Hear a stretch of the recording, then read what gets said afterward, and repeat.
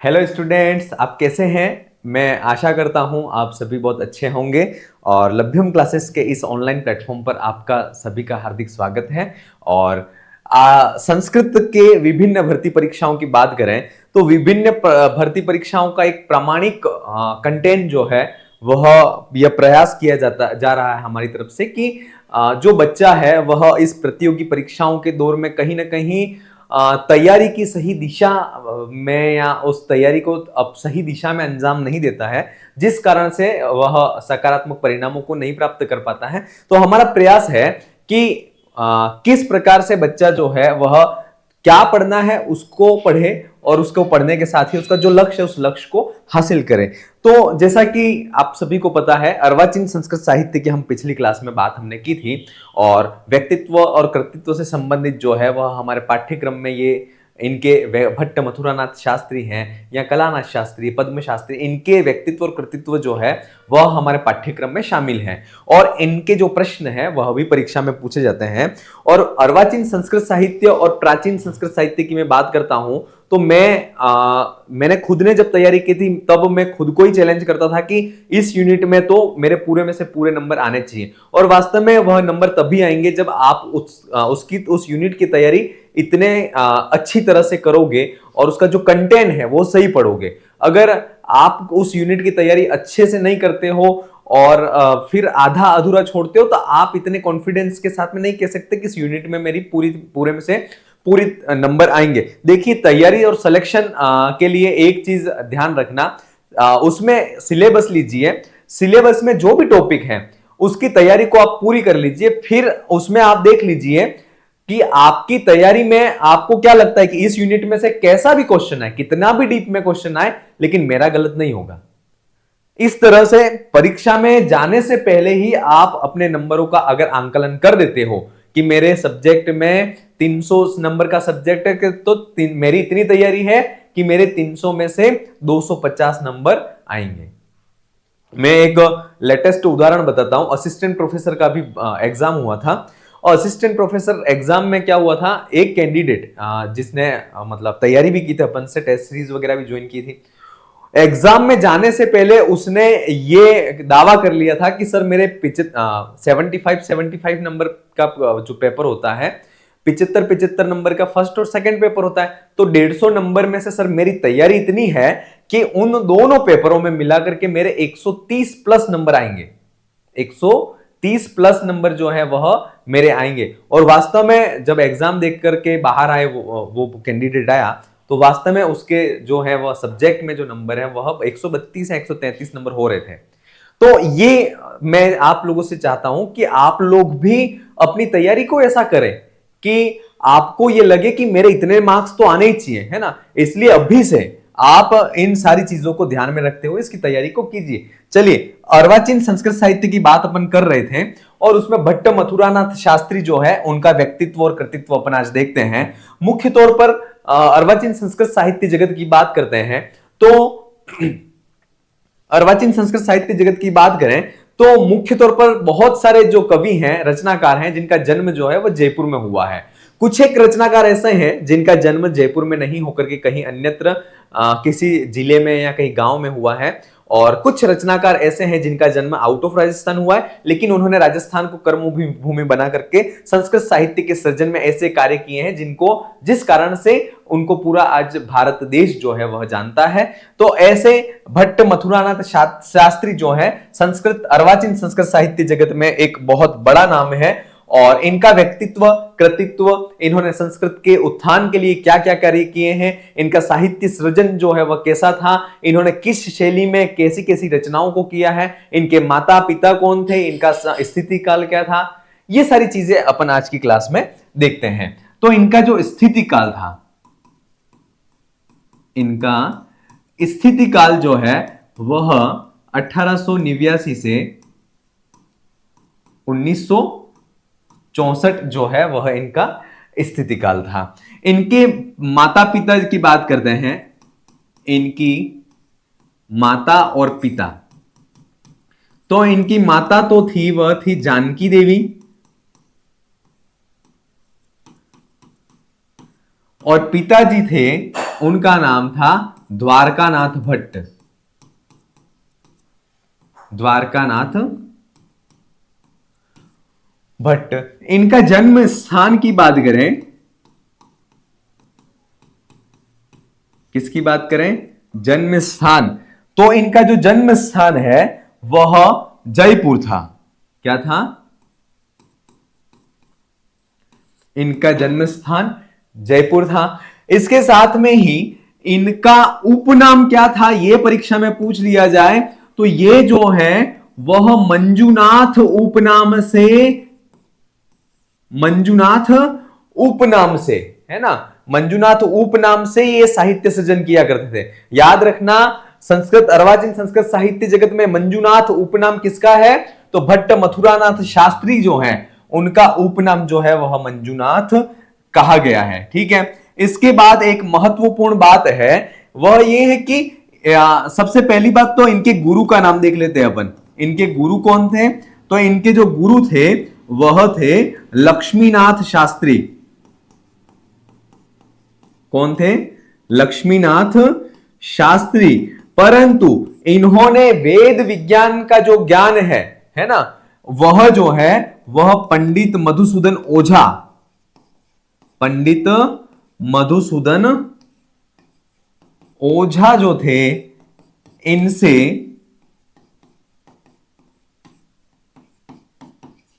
वेद विज्ञान का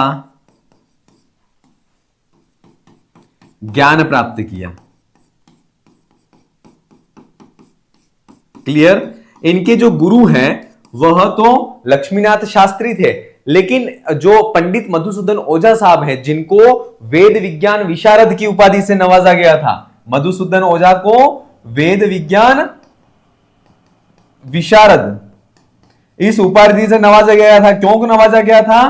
क्योंकि इन्हें जो वेद हैं उन वेदों का बहुत अच्छा ज्ञान था, इसलिए इन्हें वेद विज्ञान विशारद की उपाधि से नवाजा गया था। साथ में ही इनकी स्मृति में वेदों पर मधुसूदन ओझा वेद सम्मान भी दिया जाता है। ठीक है।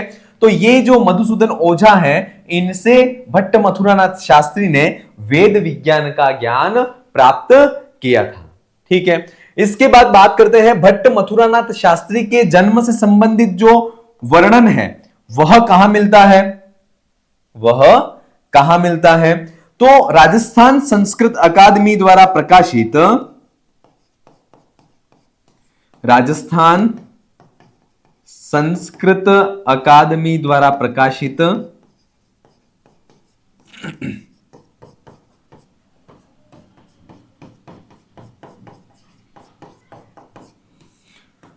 स्वरमंगला पत्रिका में,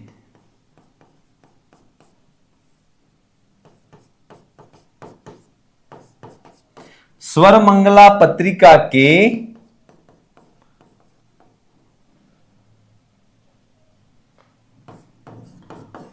मथुरानाथ स्मृत्यंग,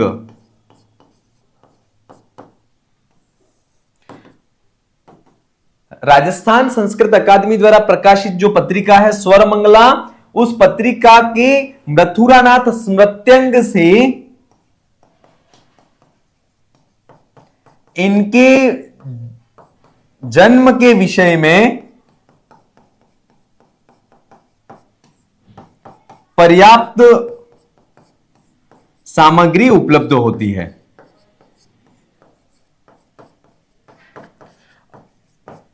अर्थात राजस्थान संस्कृत अकादमी के द्वारा प्रकाशित स्वरमंगला पत्रिका है, उस स्वरमंगला पत्रिका में भट्ट मथुरानाथ स्मृत्यंग एक प्रकाशित हुआ था इनकी स्मृति में। उस स्मृत्यंग के आधार पर इनके जीवन के सभी महत्वपूर्ण जो पहलू हैं इनके बारे में जो प्रकाश है वह इस स्मृत्यंग में डाला गया था, और वहीं से जो है वह इनके जीवन से संबंधित जो व्यक्तित्व और कृतित्व से संबंधित जो बातें हैं वह हमें प्राप्त होती हैं। ठीक है। चलिए अब इनकी जो उपाधियां हैं उसकी बात करते हैं।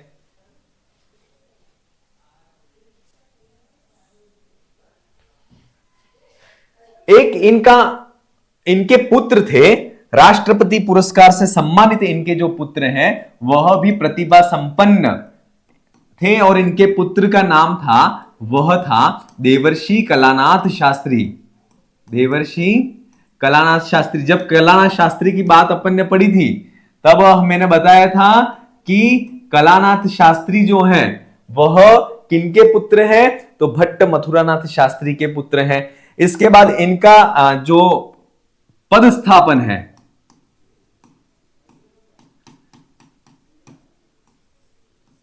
इनका पदस्थापन जो है वह सवाई मानसिंह प्रथम, सवाई मानसिंह प्रथम जो थे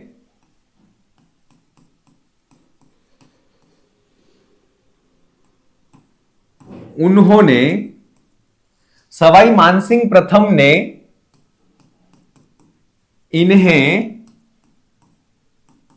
राज्यसभा पंडित के रूप में नियुक्त किया था।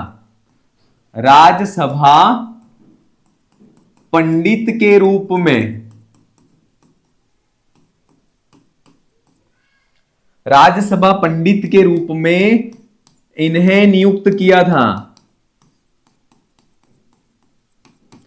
और इसके बाद जो है वह महाराज संस्कृत कॉलेज जयपुर, महाराज संस्कृत कॉलेज में इन्होंने प्राध्यापक के पद पर नियुक्ति ली।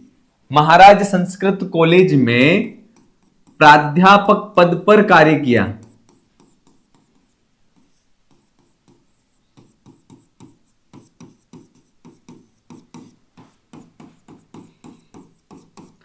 क्लियर।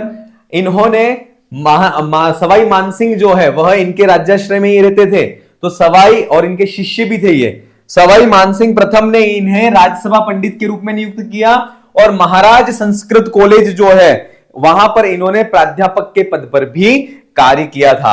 अब इनकी जो उपाधियां हैं उन उपाधियों की अपन बात करते हैं। उपाधियां कौन कौन सी थी, तो इनको 3 उपाधियां प्राप्त थी और तीनों उपाधियां परीक्षा में पूछी जाती हैं। मोस्ट ऑफ पूछी भी गई है, पूछी भी जाती है। एक तो है कवि शिरोमणि, कवि शिरोमणि। दूसरी है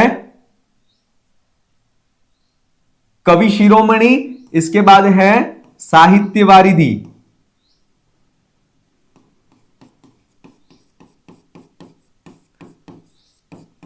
तीसरी है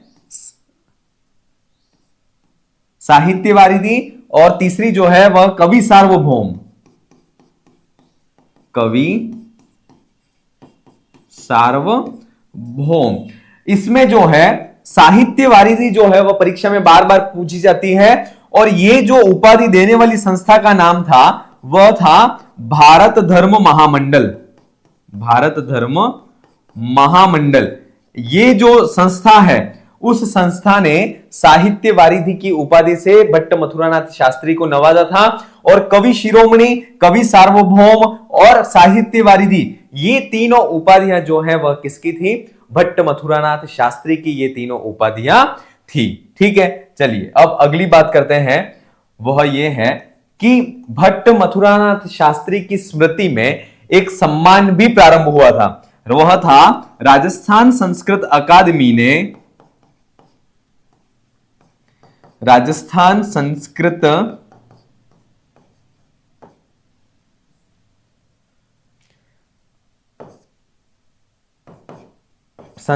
अकादमी ने सन 2004-2005 में 2004-2005 में भट्ट मथुरानाथ शास्त्री, भट्ट मथुरानाथ शास्त्री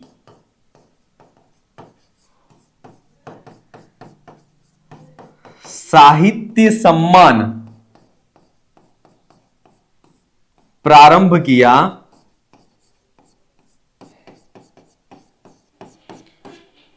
राजस्थान संस्कृत अकादमी ने 2004-5 में भट्ट मथुरानाथ शास्त्री साहित्य सम्मान किस क्षेत्र में दिया जाता है, तो ये साहित्य के क्षेत्र में दिया जाता है, प्रारंभ किया।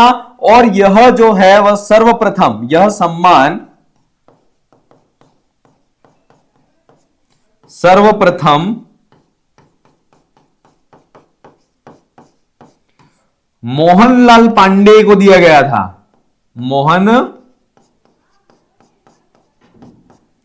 मोहनलाल पांडे को उनकी रचना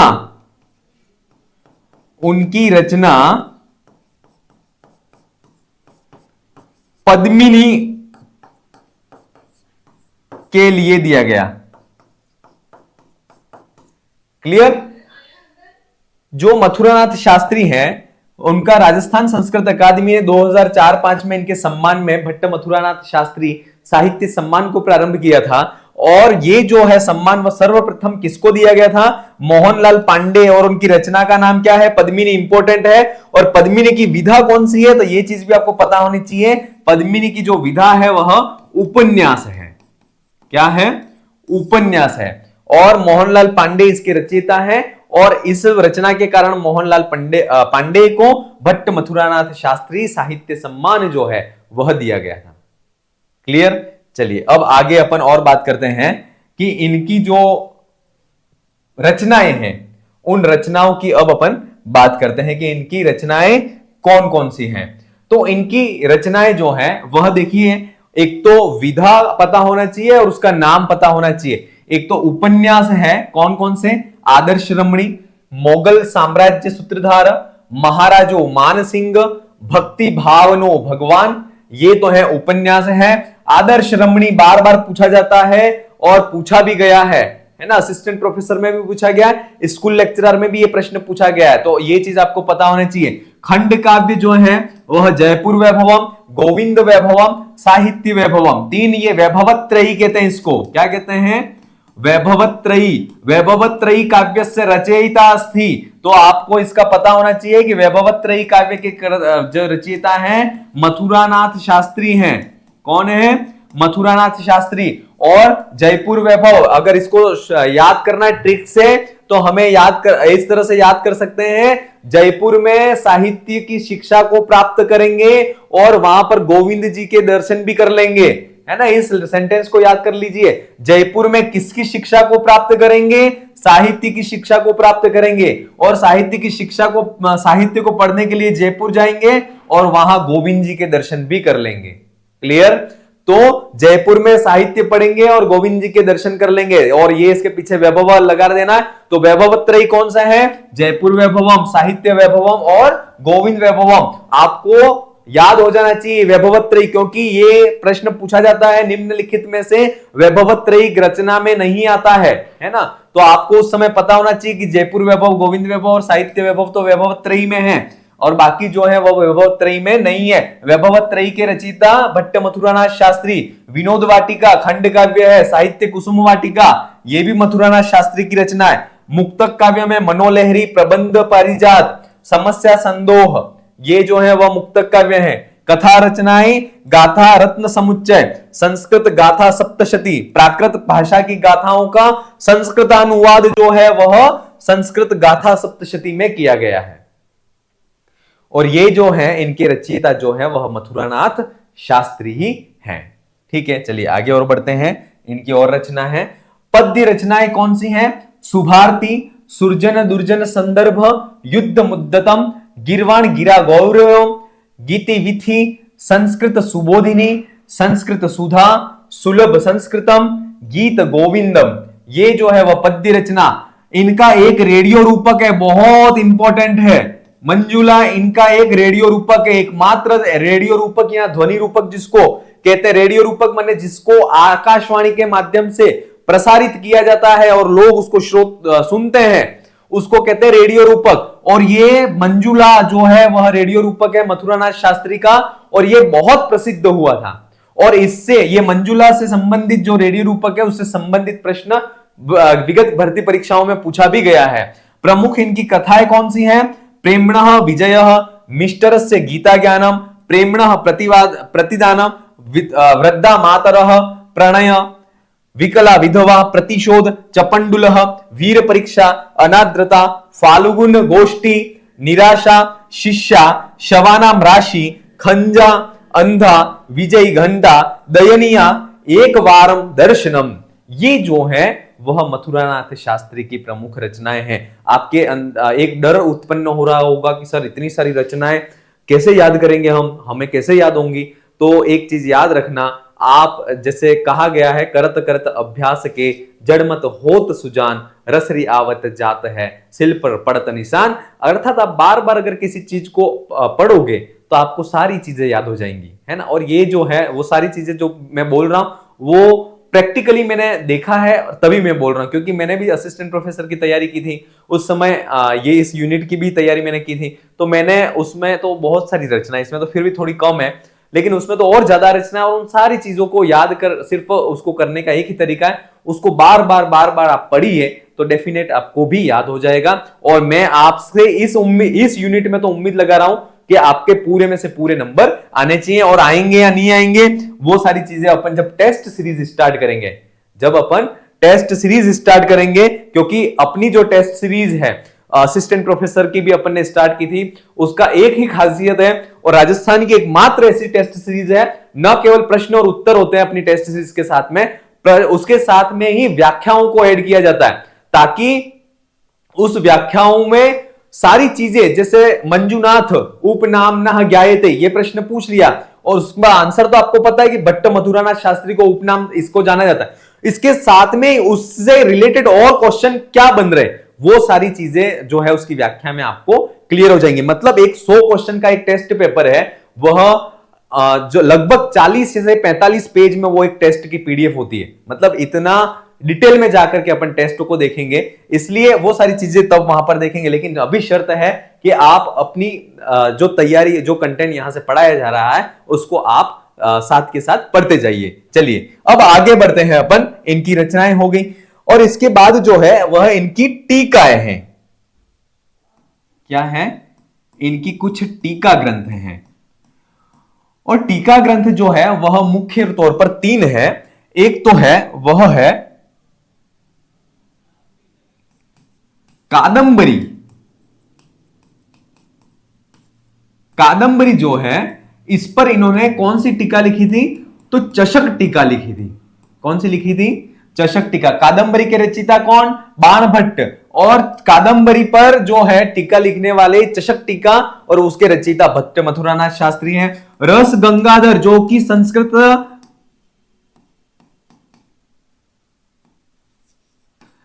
रस गंगाधर है ना, जो जगन्नाथ जो है उनकी रचना है, पंडित राज जगन्नाथ जो है उनकी रचना रस गंगाधर, जो कि काव्य शास्त्रीय रचनाओं में बहुत क्लिष्ट, बहुत टफ जिस रचना कह सकते हैं। और ऐसी उस रस गंगाधर पर भट्ट मथुरानाथ शास्त्री ने सरला टीका लिखी थी। कौन सी? सरला टीका को लिखा था। तीसरी जो है ईश्वर विलास महाकाव्य। ईश्वर विलास महाकाव्य। ईश्वर विलास महाकाव्य जो कि कृष्ण भट्ट जो है, कृष्ण भट्ट है, इनके द्वारा लिखित यह काव्य था। और इस पर जो इन्होंने टीका लिखी थी वह उस टीका का नाम है विलासिनी टीका। क्या नाम था? विलासिनी टीका। ये 3 टीकाएं जो है वह मथुरानाथ शास्त्री ने लिखी थी। एक तो कादंबरी पर इन्होंने चषक टीका लिखी, रस गंगाधर पर सरला टीका को लिखा था, ईश्वर विलास महाकाव्य पर इन्होंने विलासी टीका लिखी थी। और ये तीनों टीकाएं बहुत महत्वपूर्ण हैं और इन तीनों को एज इट इज टीकाओं के नाम आपको याद होने चाहिए, कहीं पर भी कंफ्यूजन नहीं होना चाहिए। ठीक है, अब बात करते हैं वह है इनकी हिंदी की जो रचनाएं हैं वह कौन सी है, उसको भी देखते हैं।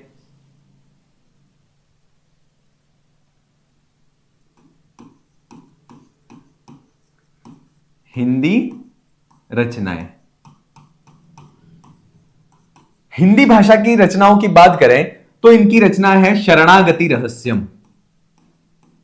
शरणागति रहस्य। और दूसरी जो रचना है वह है व्रज कविता विधि।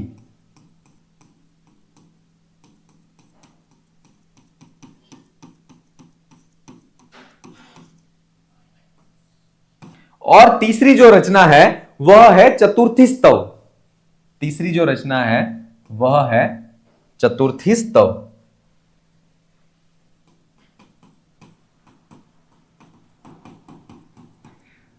ये जो तीन रचनाएं हैं ये हिंदी रचनाएं हैं। इसके साथ में ही कुछ संस्कृत की और रचनाएं हैं, संस्कृत की भाषा की अन्य रचना।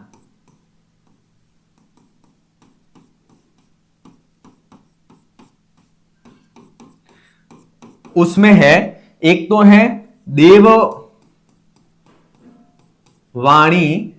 नास्ति मृता भाषा।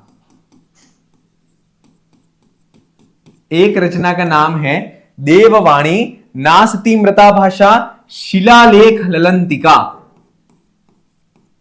शिलालेख ललंतिका। ये दोनों जो है वह हिंदी जो है उस हिंदी की कुछ अन्य रचनाएं ये दो भी हैं। तो ये चीज भी आपको याद करनी है, देववाणी नास्ति मृता भाषा ये भी आपको याद रखना, और हिंदी की जो रचनाएं हैं उसको भी आपको याद करना है। ठीक है, चलिए और आगे बढ़ते हैं अपन।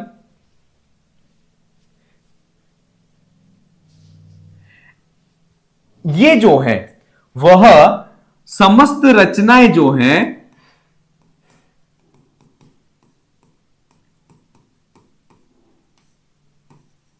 समस्त रचनाओं को भट्ट मथुरानाथ शास्त्री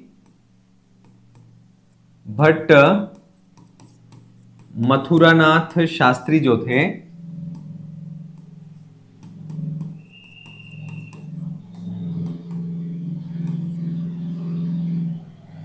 वह मंजू कविता निकुंज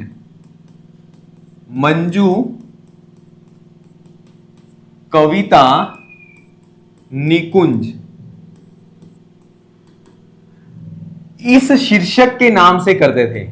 इस समस्त रचनाओं को भट्ट मथुरानाथ शास्त्री मंजू कविता निकुंज इस शीर्षक के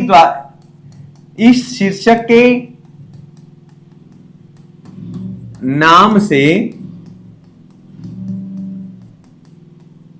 करते थे। समस्त रचनाओं को भट्ट मथुरानाथ शास्त्री जो है वह मंजू कविता निकुंज इस शीर्षक के नाम से ये जो है वह करते थे। ठीक है, चलिए अब अपन आगे बढ़ते हैं, एक एक जो रचनाएं हैं उन रचनाओं का परिचय देखते हैं। सबसे पहली जो रचना है वह है जयपुर वैभवम। उस रचना का नाम है जयपुर वैभवम। देखिए जयपुर वैभवम, जैसा कि आपको पता है राजस्थान की राजधानी जो जयपुर है, उस जयपुर राजधानी के जो शहर है उस शहर का मनोहारिक वर्णन जो है वह जयपुर में किया गया था। इसके प्रमुख दर्शनीय स्थल हैं, इसके प्रमुख जो तीर्थ स्थल हैं, या वहां पर जो भी भगवान आदि की मंदिर हैं, वहां के जो महल हैं, इन सब का जो वर्णन है वह जयपुर वैभवम में भट्ट मथुरानाथ शास्त्री के द्वारा किया गया था। और इस जयपुर वैभवम जो है उस जयपुर वैभवम में को 8 विधियों में बांटा गया है। किसमें बांटा गया है? 8 विधियों में इसका विभाजन किया गया है।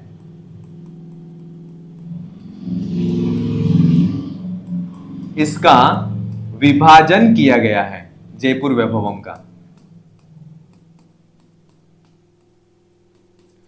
8 विधियां कौन कौन सी है? पहली तो है वह है आमुख विधि,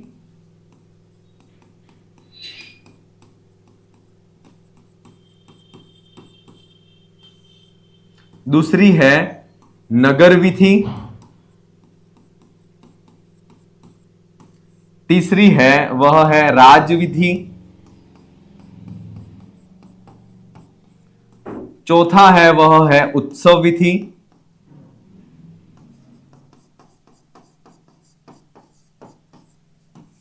पांचवी है नागरिक विधि,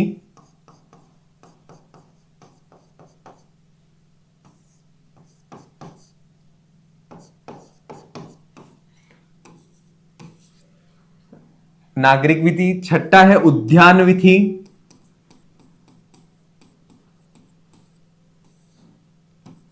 सातवां है अभिनंदन विधि,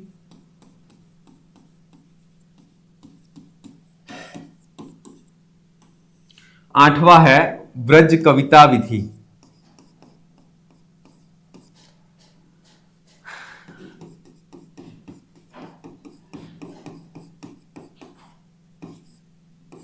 क्लियर। जयपुर वैभवम जो है वह 8 विधियों में इसका विभाजन किया गया है। जयपुर जो शहर है, उस जयपुर शहर का मनोहारिक वर्णन, वहां के पर्यटन स्थल, वहां के दर्शनीय स्थल, वहां के धार्मिक स्थल और वहां के उद्यान आदि जो हैं, उन सबका वर्णन जो है वह 8 विधि के माध्यम से प्रस्तुत किया गया। आमुख विधि, नगर विधि, राज विधि, उत्सव विधि, नागरिक विधि, उद्यान विधि, अभिनंदन विधि और व्रज कविता निधि विधि, ये 8 प्रकार से जो है वह जयपुर वैभवम जो है, उस जयपुर वैभवम को इसका विभाजन किया गया है। अगली वैभवत्रयी में जो रचना आती है उसका नाम है साहित्य वैभवम। उस रचना का नाम है साहित्य वैभवम।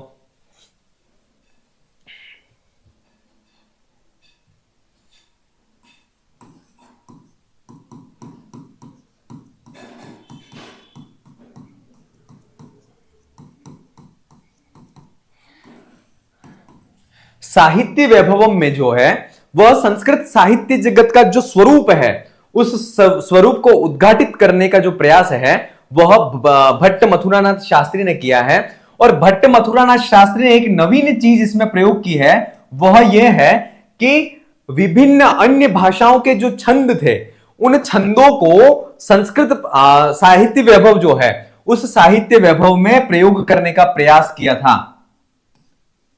जैसे अन्य भाषाओं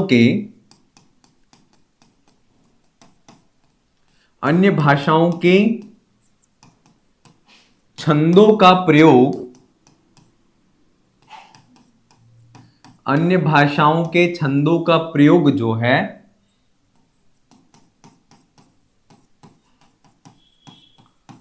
साहित्य वैभवम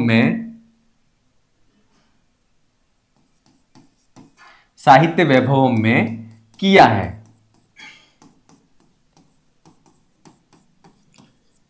जैसे उर्दू भाषा का गजल,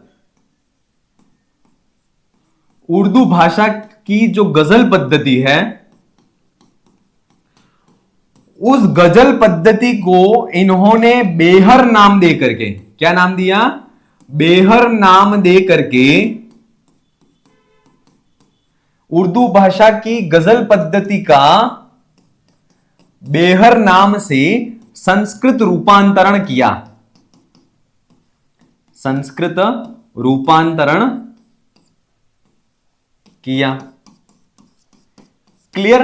अर्थात जो उर्दू भाषा की गजल पद्धति उर्दू की है और उस उर्दू पद्धति गजल पद्धति का बेहर नाम से इन्होंने संस्कृत रूपांतरण किया और उसका जो प्रयोग है वह साहित्य वैभव में किया था।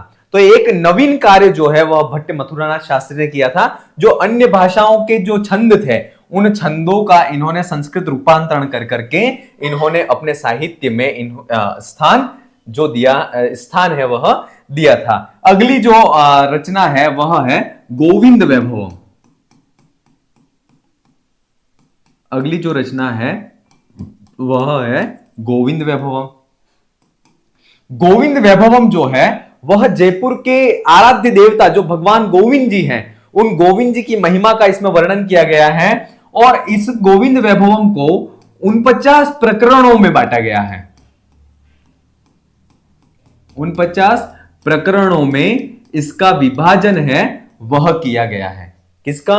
गोविंद वैभवम का। और गोविंद वैभव जो है उसके रचयिता कौन है? तो इसके जो रचयिता है वह भट्ट मथुरानाथ शास्त्री हैं। अगली रचना है वह है मनोलहरी। कौन सी है? मनोलहरी। मनोलहरी जो रचना है उसमें 20 पद्य, कितने हैं? 20 पद्यात्मक खंड काव्य है। 20 पद्यात्मक खंड काव्य है और इस खंड काव्य में संस्कृत भाषा की महिमा का वर्णन है। संस्कृत भाषा की, देखिए जहां पर जिस रचना के बारे में कुछ इंपॉर्टेंट बातें हैं वो अगर मैं बता रहा हूं तो आपको थोड़ा सा उसको ध्यान रखना है, क्योंकि वहां वर्ण विषय से संबंधित अगर डीप में परीक्षक जाकर के प्रश्न पूछ लेता है तो कहीं ना कहीं हम असमंजस की स्थिति में रह जाएंगे कि इतना पढ़ने के बाद भी प्रश्न हमारे समझ में नहीं आया। तो ऐसा नहीं होना चाहिए, इसलिए इतना थोड़ा सा डीप में जाकर के अपन पढ़ रहे हैं संस्कृत भाषा की महिमा का जो वर्णन है।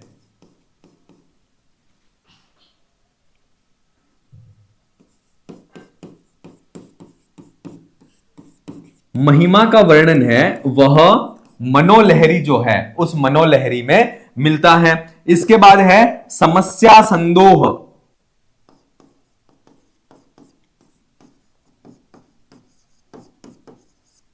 समस्या संदोह ये जो है वह समस्या पूर्ति परक रचना है।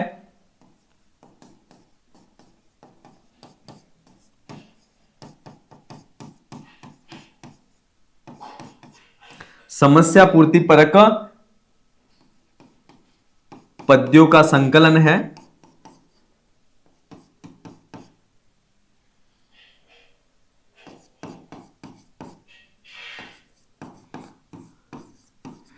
तथा इसका संपादन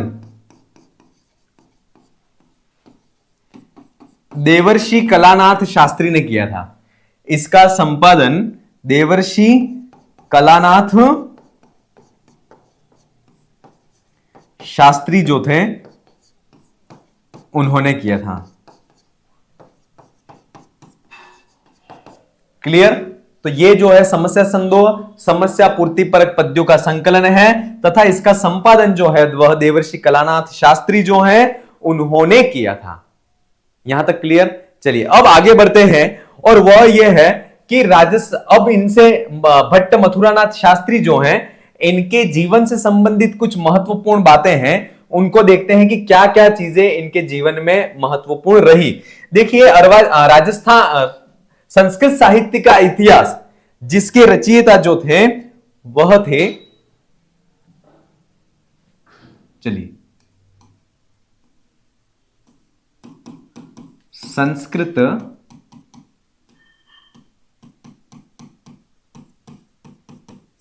साहित्य का इतिहास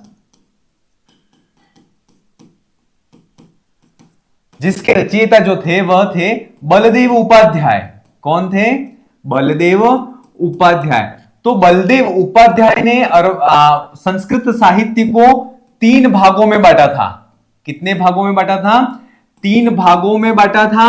और 3 भागों में बांटे गए उस संस्कृत साहित्य को 1930 से 1960 की जो अवधि थी, उस 1930 से 1960 की अवधि जो है उस अवधि को मथुरानाथ शास्त्री के नाम पर, मथुरानाथ शास्त्री के नाम पर उस अवधि को भट्ट युग कहा गया था।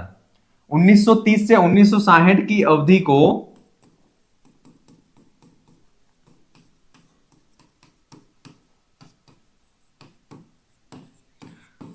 भट्ट मथुरानाथ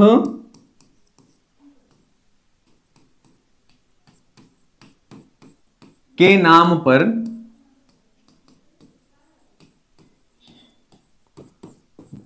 भट्ट युग की संज्ञा दी थी।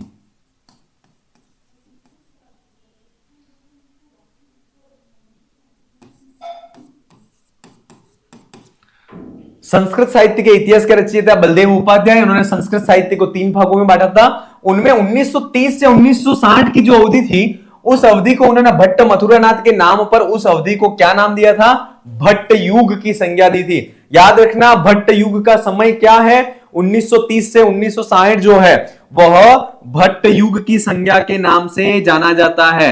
वैभवत्रयी के रचयिता अगर पूछ लिया जाए तो वैभवत्रयी के रचयिता जो है वह भट्ट मथुरानाथ शास्त्री हैं। जैसे कि भट्टत्रयी, वैभवत्रयी में जयपुर वैभवम, गोविंद वैभवम,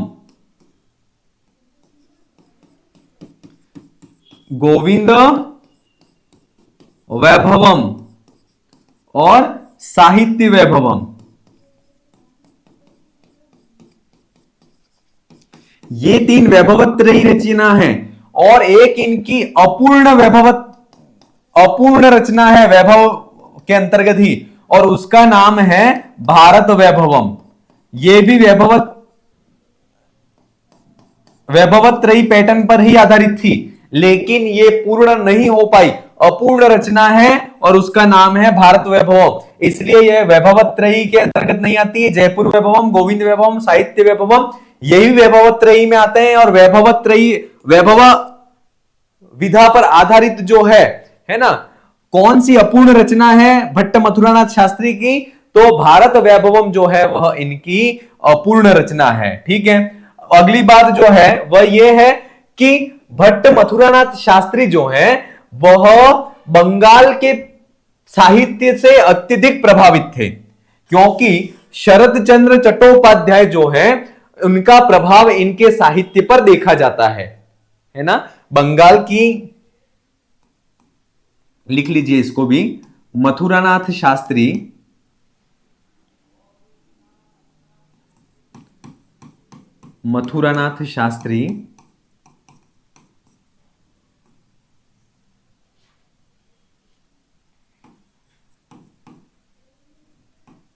शरद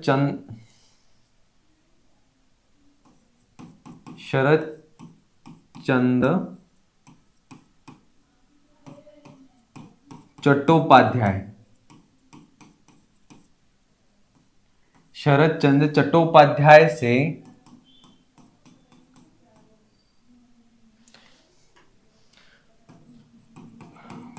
प्रभावित होने के कारण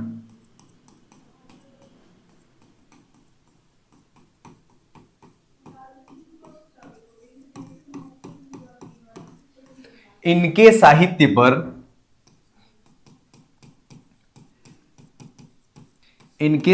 पर बंगाल के वातावरण का प्रभाव देखा जाता है। क्लियर? अर्थात इनकी जो रचनाएं हैं वह बंगाल के वातावरण से अत्यधिक प्रभावित है। और इसका एक लेटेस्ट उत्कृष्ट जो उदाहरण कह सकते हैं वह है आदर्श रमणी। आदर्श रमणी जो उपन्यास है, उस आदर्श रमणी उपन्यास में बंगाल का प्रभाव जो है वह स्पष्ट परिलक्षित होता है। और इसमें जो है नारी जो है, उस नारी के त्याग का वर्णन है। इसमें नारी के त्याग का जो वर्णन है वह इसमें चित्रित है। नारी के त्याग का जो वर्णन है वह आदर्श रमणी में मिलता है, और इस पर जो है वह बंगाल का जो प्रभाव है वह स्पष्ट रूप से परिलक्षित होता है। इसके बाद जो है इनकी जो समस्त रचनाएं हैं वह मंजुनाथ ग्रंथावली के नाम से, मंजुनाथ ग्रंथावली के नाम से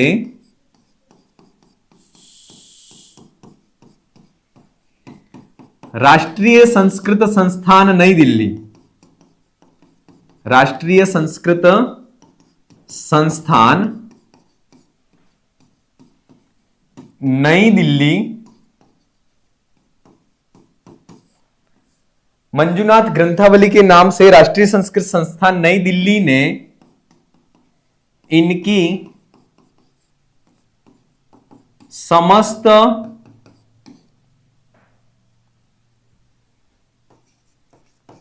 रचनाओं को 5 भागों में प्रकाशित किया।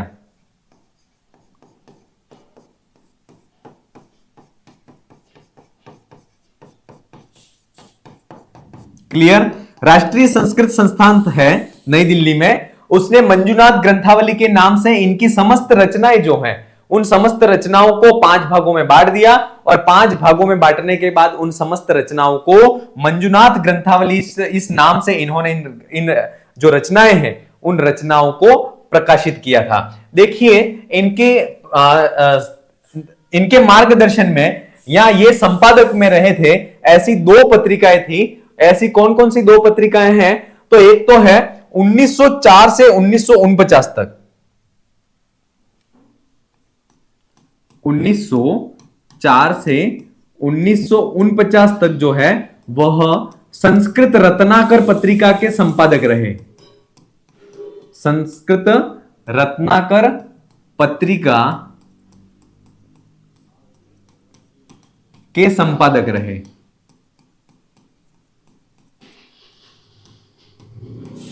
क्लियर?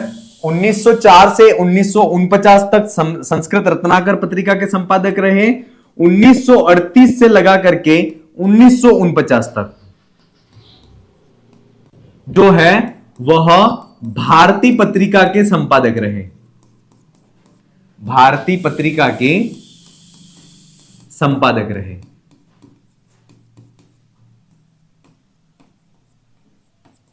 क्लियर? सन अगर पूछा जाए 1900, ये परीक्षा में पूछ लिया गया 1904 से 1949 तक भट्ट मथुरानाथ शास्त्री ने किस पत्रिका का संपादन किया था?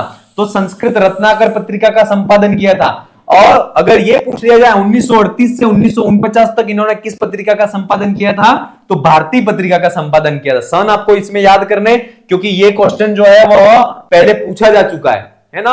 असिस्टेंट प्रोफेसर में पूछा गया था 1904 से 1949 में संस्कृत रत्नाकर पत्रिका के संपादक कौन थे। तो आपको ये दोनों सन जो है वह याद करने, किस सन में किस पत्रिका के भट्ट मथुरानाथ शास्त्री जो है वह संपादक थे। इसके बाद जो है वह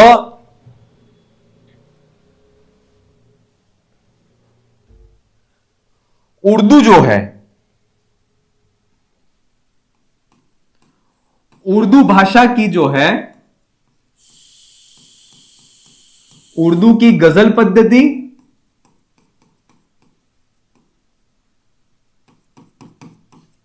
एवं पंजाबी छंद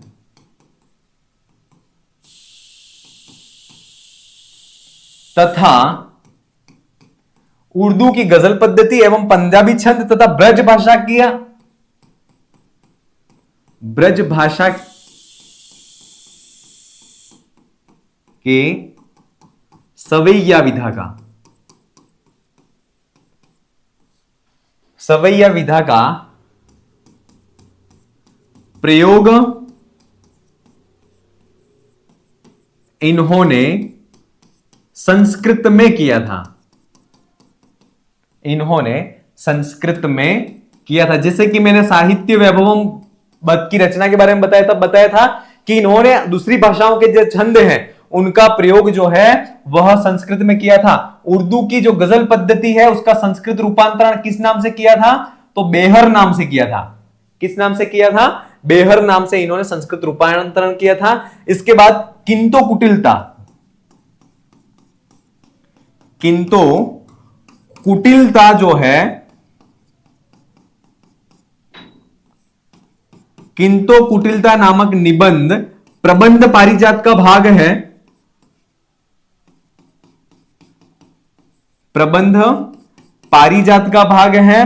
और प्रबंध पारिजात के रचयिता जो हैं वह कौन है? और इसके जो रचयिता है वह भट्ट मथुरानाथ शास्त्री है। कौन है? भट्ट मथुरानाथ। प्रबंध पारिजात के रचयिता जो है वह भट्ट मथुरानाथ शास्त्री हैं। लेकिन इसका जो संपादन है ना, वह किसने किया था? तो ये जो इसका संपादन है वह इन्हीं के पुत्र कलानाथ शास्त्री जो थे, उन कलानाथ शास्त्री ने जो है वह इनका संपादन किया था।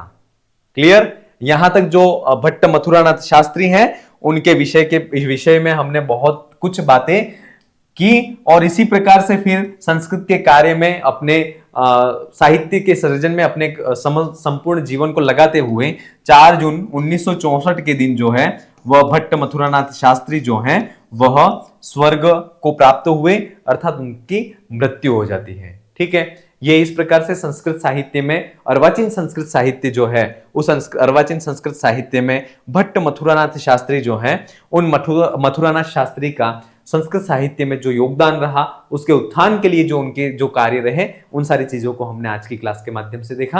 अगली क्लास में अगले व्यक्तित्व और उनके कृतित्व के साथ में फिर मिलेंगे। आप अपनी तैयारी को अनवरत रूप से जारी रखें। धन्यवाद।